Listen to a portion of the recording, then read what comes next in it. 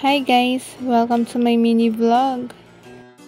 Sa video pala na to, nasa Paranaque pa kami ng kapatid ko. Yung room number pala namin, 906. Nasa 9th floor pala kami. 5 PM na pala kami nakarating dito sa may Calathea Place. Bago pala ako magpahinga, i-room tour ko muna kayo. Syempre, bubuksan muna namin yung ilaw para naman makita nyo yung pag-room tour ko. So, eto na nga, nakabukas na yung ilaw, mag-room tour na tayo. Dito pala sa may cabinet, may mga gamit pang luto. Meron silang microwave oven, rice cooker, stove, tsaka air fryer. Meron din pala sila dito mga baso at plato. Meron din pala sila ditong lagayan ng sapatos, tsaka mga sabitan. Sisilipin din natin kung maluwag yung CR nila. Magbubukasan naman tayo ng ilaw, pero dito naman sa may CR. Yung kinaganda pala ng CR nila, merong shower, tapos meron silang heater. Meron din pala silang shower curtain.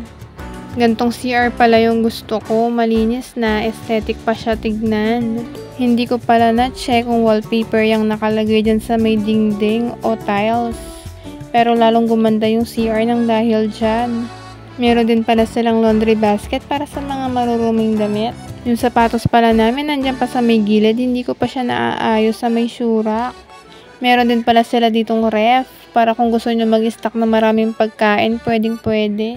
Kung mag-i-stay pala kayo na matagal, meron pala sila ditong washing machine, pwede kayong maglaba, automatic na rin yan. Ganyan din pala yung washing machine namin sa may bahay. Kung mahilig pala kayong manood, meron sila ditong TV. Tapos ito palang upuan nila, nagiging higaan yan. Nagro-room tour ako pero yung kapatid ko kalat-kalat. Tutungo naman tayo dito sa may kwarto. Taray, tutungo, kalalim. Ang ganda pala ng cabinet dito sa may kwarto. Merong full body mirror. Kung marami pala kayong dalang damit, meron sila ditong mga hanger sa may cabinet. Dahil one night lang kami, hindi ko na hinanger yung mga damit namin. I-open ko din pala itong sa kabila dahil marites ako. Char. Dito pala sa may kabila, maganda yung mga hanger. Mag-uuwi sana ako kaso baka mapansin ng may-ari, kulang. Char. Napansin niyo ba yung mga painting nila dito? Ang ganda, minimalist lang sila. Bago pala ako mag-room tour, nahiga na ako dyan. Kaya ayan, medyo nagulo na yung higaan. Gantong kwarto pala yung gusto ko. Tapos yung mga saksakan, malapit lang sa may higaan. Sorry na agad kung magalaw ako mag-video, hindi kasi iPhone yung phone ko. Ito nga pala yung view na mismong condominium sa may labas. Meron sila ditong pool.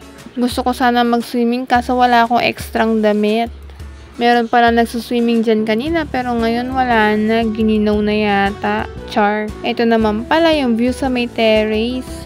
May mga nakasampay pa na mga bedsheet, kakalaba lang yata na may-ari. Hanggang dito na lang. See you on my next vlog. Bye!